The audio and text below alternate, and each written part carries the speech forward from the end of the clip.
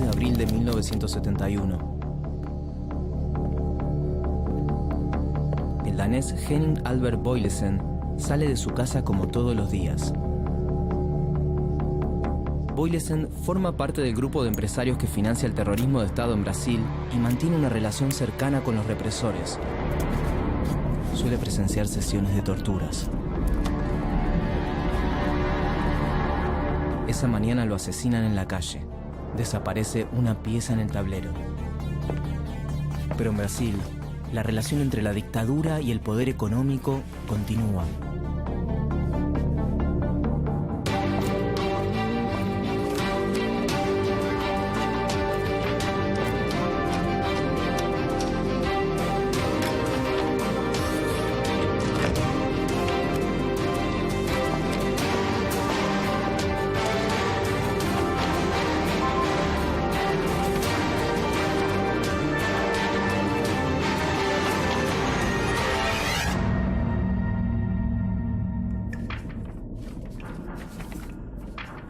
En septiembre de 1961, asumió la presidencia de Brasil João Goulart, alias Jango. Gobernó Brasil entre 1961 y 1964. El presidente mantenía una buena relación con los pequeños y medianos empresarios, los sectores obreros y campesinos y los grupos más desprotegidos de la sociedad. Durante su gobierno propuso una reforma agraria, se acercó a la Unión Soviética en plena Guerra Fría y se negó a participar de una invasión impulsada por Estados Unidos a la Cuba de Fidel Castro. El 13 de marzo de 1964, Goulart firmó por decreto la nacionalización de las refinerías de petróleo privado y la expropiación de las tierras ubicadas a lo largo de las carreteras y de los ferrocarriles. Brasil parecía encaminarse hacia el socialismo.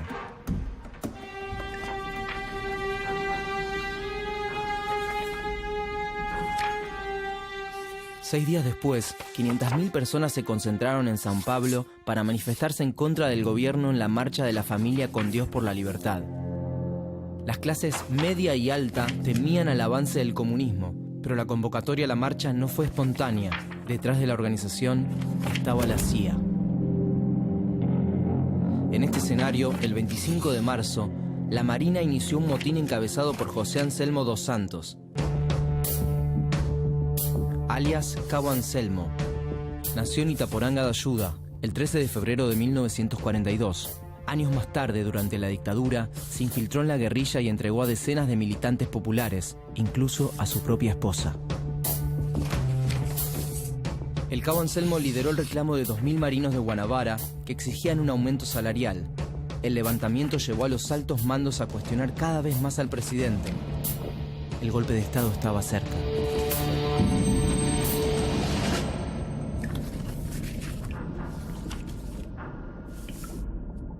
El 31 de marzo, los militares tomaron el poder.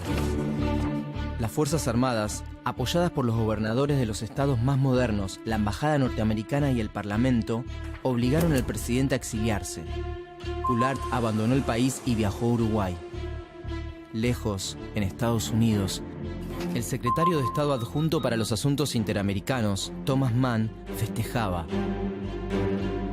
Espero que usted esté tan feliz respecto del Brasil como lo estoy yo, le dijo al presidente Lyndon Johnson. Pienso que es lo más importante que ocurrió en el hemisferio en los últimos 3 años, le contestó el primer mandatario.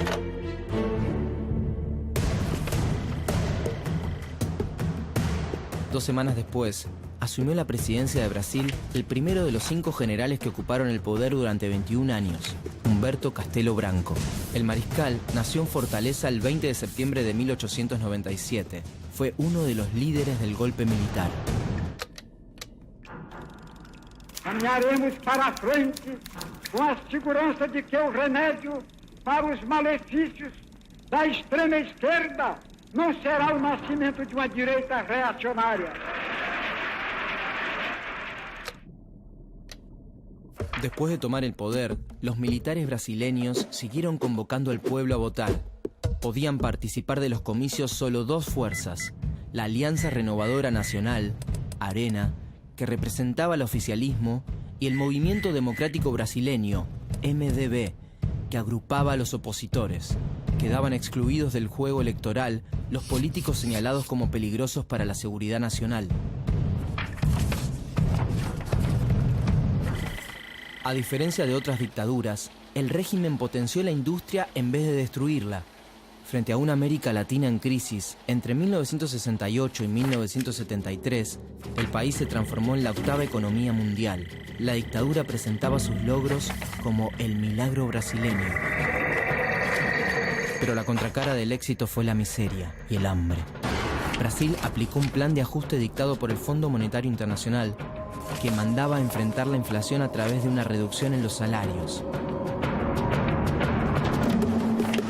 En la década de los 70, la pobreza afectaba al 49% de los brasileños, en Argentina al 8%. La proporción de indigentes en Brasil alcanzó el 25%, en Argentina solo el 1%. Brasil fue el primer país de América Latina que implementó la Doctrina de Seguridad Nacional, una política difundida por el Departamento de Estado estadounidense que redefinió el papel de las Fuerzas Armadas en el Cono Sur. Las fronteras dejaron de ser territoriales para convertirse en ideológicas, y los militares actuaron como una fuerza de ocupación en contra del gran enemigo común, el comunismo. Miles de brasileños sufrieron detenciones ilegales y arbitrarias, torturas, desapariciones forzosas, asesinatos y ocultación de cadáveres. La represión y la eliminación de opositores políticos se convirtieron en una práctica sistemática. Detrás estaban los grandes industriales y latifundistas que financiaban el terrorismo de Estado. Uno de ellos fue Henning Albert Boilesen, el empresario danés al que le gustaba presenciar las sesiones de torturas. Cuentan que él mismo compró en el exterior una máquina de tortura a la que llamaban en su honor Pianola Boilesen. Los represores recibieron el entrenamiento especial de un espía de la CIA, Dan Mitrione. Nació el 4 de agosto de 1920 en Italia. Llegó a Brasil desde Estados Unidos en 1960. Era conocido como el maestro de la tortura. Mitrione armó una fuerza policíaca que a fines de 1969 ya contaba con 100.000 efectivos y 523 elementos especializados. El agente de la CIA mandaba levantar lincheras de la calle para practicar las técnicas de tortura. Mitrione murió en 1970 en Uruguay. Fue asesinado por la guerrilla.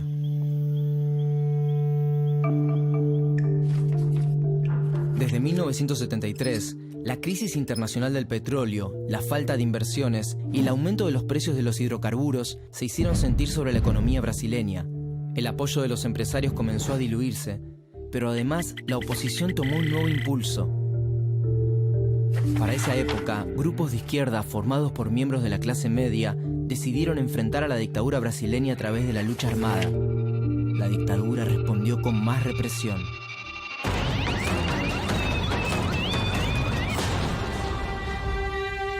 Brasil jugó un papel clave en la organización del Plan Cóndor, la sociedad criminal, digitada por Estados Unidos, que establecieron las dictaduras latinoamericanas. Los militares brasileños, que ansiaban ocupar un lugar dominante en la región, se encargaron de exportar la doctrina de seguridad nacional a los países vecinos. Colaboraron también con los golpes de Estado de Chile y de Uruguay y mantuvieron lazos muy estrechos con la dictadura boliviana.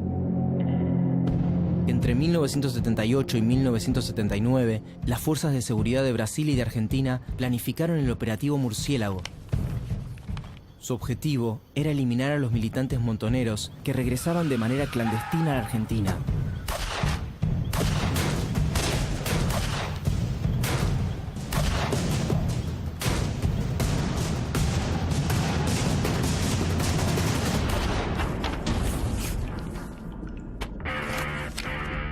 En 1978, los metalúrgicos comenzaron una serie de huelgas.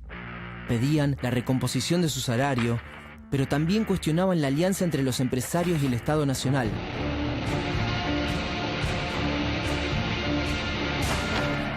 Entre los líderes de la protesta se destacaba un joven gremialista, Luis Inácio da Silva. Se lo conocía como Lula.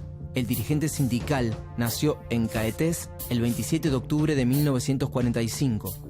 Con los años, se convirtió en un hombre decisivo para la política brasileña.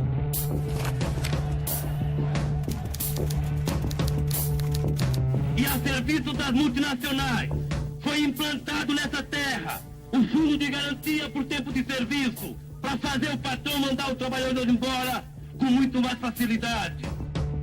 En 1980, Lula da Silva fue detenido y encarcelado en represalia por una huelga que se extendió por más de un mes. La respuesta de los trabajadores a su reclusión fue un recrudecimiento de la medida. Y mientras el pueblo se rebelaba, Brasil recibía presiones internacionales. La Guerra Fría estaba perdiendo terreno y el fantasma de la seguridad nacional ya no tenía razón de ser. En Estados Unidos, el presidente James Carter condenaba las violaciones a los derechos humanos de los gobiernos del sur de América y apoyaba la democratización del continente. En las calles, la población pedía elecciones presidenciales directas. La dictadura debía empezar a organizar su retirada. En 1985, el Parlamento eligió a Tancredo Neves como presidente, pero su muerte sorpresiva dejó en el cargo a su vicepresidente, José Ribamar Ferreira de Araújo Costa, más conocido como José Sarney. Nació en Pineiro el 24 de abril de 1930. Durante la dictadura, fue uno de los líderes políticos defensores de la continuidad del régimen.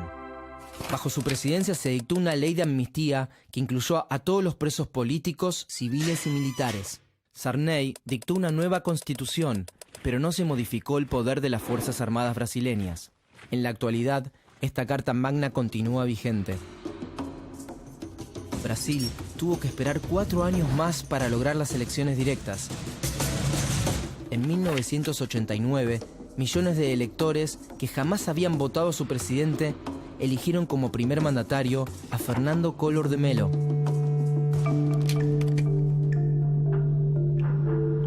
La dictadura de Brasil colocó al país entre las potencias mundiales, pero a costa de la pobreza y el hambre de gran parte de la población. Los militares brasileños fueron líderes en la planificación del terrorismo de Estado en la región. El régimen militar había dejado un total de 434 muertos y desaparecidos. Los responsables continúan en libertad.